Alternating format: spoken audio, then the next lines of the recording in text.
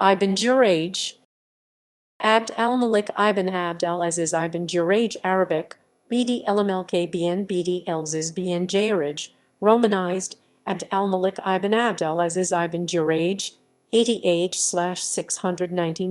150 767 c. was an 8th century faqih, exegete and hadith transmitter from the Taba. Biography. Ibn Jurayj was born in Mecca in 70 699 CE. His father al-Aziz was reportedly a faqih, while his grandfather Jurayj was of Byzantine origin. Jurayj is an Arabic rendition of the Greek name Georgios. He was raised as a mawla client of the al-Khalid ibn Asid clan of Banu Umayyah, who had enslaved his grandfather. At the age of 15, he was accepted to the study circle of Meccan jurist Ata ibn Abi Rabah after previously being rejected for lacking knowledge on Quran recitation and Islamic inheritance laws. After remaining with Ata for around 18 years, he left to study under Amr ibn Dinar until 120 738 CE. During this period, he also attended the lectures of Mujahid ibn Jabr, ibn Abi Mulaika, and Nafi, the Mawla of Abdullah ibn Umar. He eventually took on students of his own, most notably the historian al-Waqidi and jurist Sufyan ibn Uyayna. Marrying a woman known in biographical sources for her piety, Ibn Jurayj had a son, ʿAbd al-Aziz, and a grandson, al-Walid, taking on the kunya Abu al-Walid. Although he rarely traveled outside the Hejaz, Ibn Jurayj visited Iraq and Yemen towards the end of his life, staying in Baghdad and Sana'a. He died on 11 Dhu al-Hijjah 150 768 CE. Views. Ibn Jurayj believed in the permissibility of nikah mutta.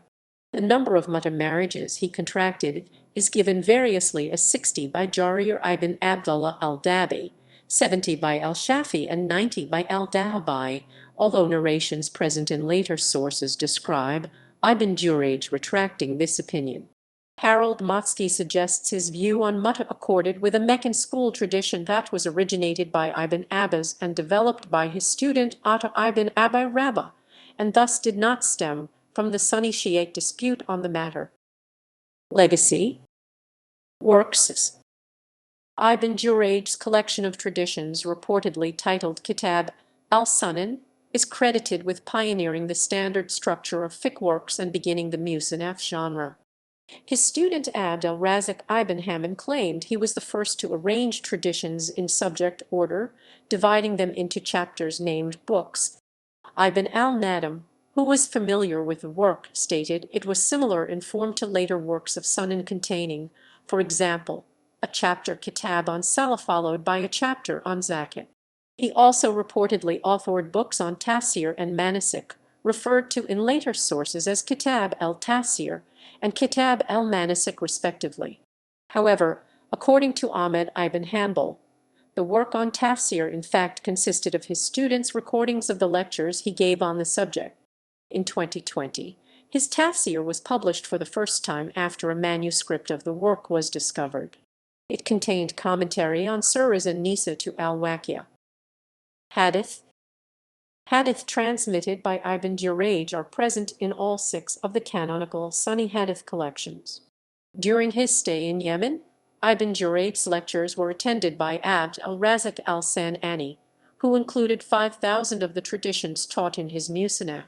Ibn Jurayj's status as a hadith transmitter was viewed positively by his student Yahya ibn Said al-Qahtani, although he cast doubt on those traditions which had been transmitted from memory and where an informant had been concealed tadlis.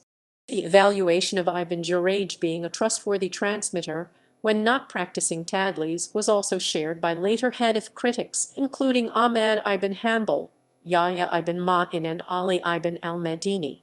More recently, Motsky assessed Ibn Jurayj's material in Abd al-Razak al-San'ani's musannaf, concluding he did not forge the traditions he transmitted.